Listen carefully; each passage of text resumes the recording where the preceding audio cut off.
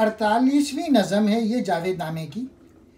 یہاں پہ علامہ اقبال میر جعفر اور میر صادق کا جو حال ہوا ہے اس کو بتا رہے ہیں۔ جو غدار ہوتے ہیں ان کا دنیا میں تو نام برا ہی ہوتا ہے اور عاقبت بھی ان کی خراب ہو جاتی ہے، اور وہ یہ کہہ رہے ہیں کہ جب وہ دوزخ میں پہنچے میر صادق اور میر جعفر، تو ان کو دوزخ نے بھی منع کر دیا لینے سے کہ ہم قبول نہیں کرتے۔ پھر اقبال مزید کہتے ہیں کہ غدار جسمانی طور پہ تو مر جاتا ہے لیکن روحانی طور پہ وہ عذاب کا مسلسل شکار رہتا ہے۔ اس نظم میں جب وہ آگے بڑھتے ہیں تو وہ غدار کائنات کی مختلف اشیاء سے مخاطب ہے، یعنی میر جعفر یا میر صادق، وہ دریا سے، زمین سے، آسمان سے، اور سب سے وہ مخاطب ہے۔ اور وہ کہتا ہے کہ ہم غداروں کو کوئی بھی نہیں چاہتا کہ ہم قریب آئیں، کوئی ہمیں دیکھنے کو بھی گوارا نہیں کرتا۔ یعنی غداروں نے دنیا میں تو ذلت کا نام کمایا، آخرت میں بھی ان کی یہی کیفیت رہی۔ تو غداری سے بچنا چاہیے، اپنے ملک سے غداری نہیں کرنی چاہیے۔ موت کرتی ہے پذیرائی ہماری نے حیات، دونوں پیش آتی ہیں بے مہری و بیزاری کے ساتھ۔ ہم نے چھوڑا آخرش جس دم جہان شرق و غرب، لے گیا دوزخ کے دروازے پہ ہم کو درد و کرب۔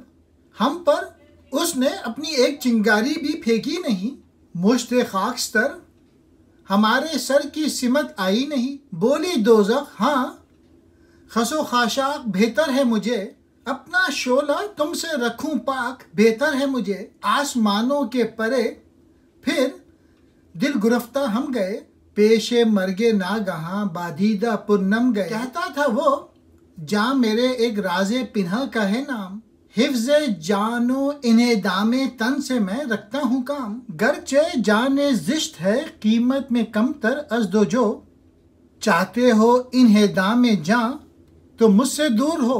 خون کے سمندر کے کشتی نشینوں میں سے ایک کی فریاد۔ ہم غداروں کو نہ تو عدم قبول کرتا ہے اور نہ وجود ہی، وجود اور عدم کی بے مہری پر افسوس۔ گویا دنیا میں ویسے ہم غدار مردود کہا گیا، اور عاقبت میں بھی ہم نفرت کا شکار ہیں، حتیٰ کہ دوزخ بھی قبول کرنے کو تیار نہیں، اور یہ امر ہمارے لیے افسوس کا باعث ہے۔ جب ہم مشرق و مغرب کی دنیا سے گزر گئے، یعنی جب ہم مر گئے اور بڑے دکھ و درد کے ساتھ دوزخ کے دروازے پہ پہنچے، تو اس دوزخ نے بھی میر جعفر اور میر صادق یعنی غداروں پر ایک چنگاری تک نہ پھینکی، اور ہمارے سر پر خاک کی مٹھی ڈالنا ہی پسند نہیں کیا۔ یعنی دوزخ تک کو بھی ہم سے نفرت تھی، غداروں سے۔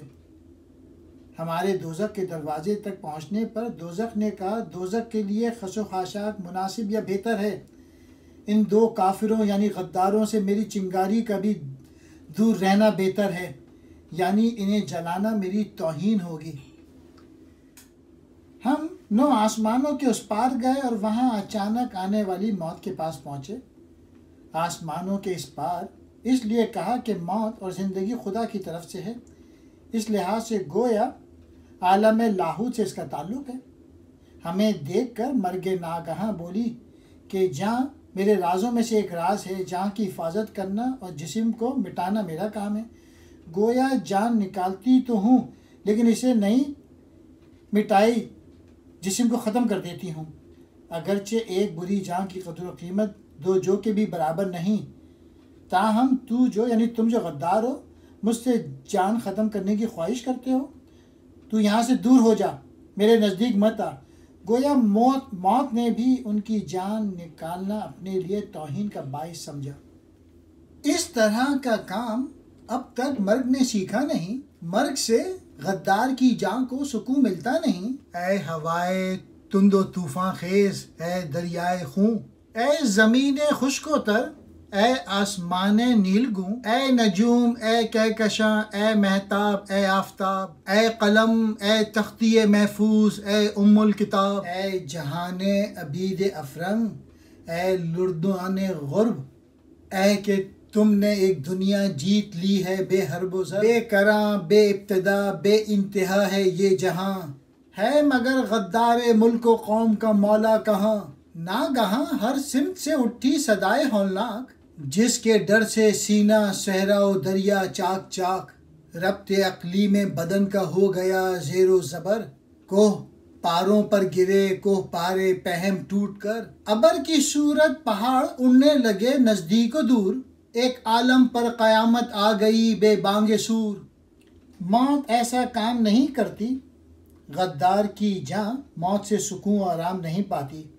گویا غدار جسمانی طور پہ تو مر جاتا ہے، لیکن روحانی طور پہ وہ عذاب کا مسلسل شکار رہتا ہے۔ اب وہ کشتی نشیں غدار کائنات کی مختلف اشیاء سے مخاطب ہے۔ اے تیز ہوا، اے خون کے دریا، اے زمین و آسمان، اے ستاروں، اے چاند، اے سورج، اے قلم، اے لوح محفوظ اور اے کتاب، اے سفید بتو یعنی مغرب کے عمراؤ، اے کہ تم نے دنیا کو کسی جنگ و جدل کے بغیر اپنے قبضے میں کر رکھا ہے، یعنی اپنی عیاریوں مکاریوں سے تم نے ایسا کیا، میری کچھ مدد کرو۔ یہ جہاں بے ابتدا بھی ہے اور بے انتہا بھی بے حد وسیع ہے، اس میں غدار بندے کا آقا و مولا یا سرپرست کہاں ہے؟ پہلے 8 شعروں کے حوالے سے یہ کہا جائے کہ کوئی بھی ہم غداروں کو قریب آنا تو ایک طرف دیکھنا بھی گوارا کرنے کو تیار نہیں۔ اسی دوران میں اچانک ایک بھیانک آواز سنائی دی، جس سے صحرا اور سمندر کا سینہ پھٹ کے رہ گیا۔ اس آواز سے جسم کی سلطنت کے باہمی ربط ٹوٹ کے رہ گئے، بدن کے جوڑ ڈھیلے پڑ گئے اور مسلسل چٹاں پر چٹاں گرنے لگی، پہاڑ بادلوں کی طرح اڑنے لگا، اور وہ سور جو قیامت کے روز اسرافیل پھونکے گا کی آواز کے بغیر ہی جہاں تہ و بالا ہونے لگا۔ برق و رد اپنے تب و تاب دروں سے ہر زمان ڈھونڈتے تھے قلزم خونین کے اندر آشیاں، دم بدم موجیں اٹھیں پرشور و از خود رفتہ تر، دیکھتے ہی دیکھتے تھے غرق خون کوہ و کمر، حشر جو پیدا و ناپیدا پہ یوں برپا رہا، خیل انجم نے اسے دیکھا تو بے پرواہ گیا۔ آسمانی بجلی اور کڑکی، بادل کی گرج اپنی اندرونی چمک و دمک کی بنا پر خون کے سمندر میں اپنا آشیانہ تلاش کرنے لگی۔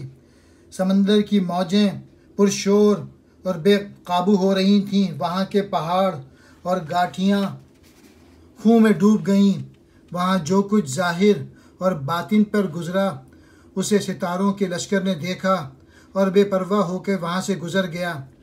یعنی وہی بات کہ جو کچھ ان غداروں پر گزر رہا تھا کوئی بھی اس پہ توجہ دینے کو تیار نہ ہوا، اور یہ کیفیت ان غداروں کی انتہائی ذلت و خواری اور عدم افسوس کا باعث تھی۔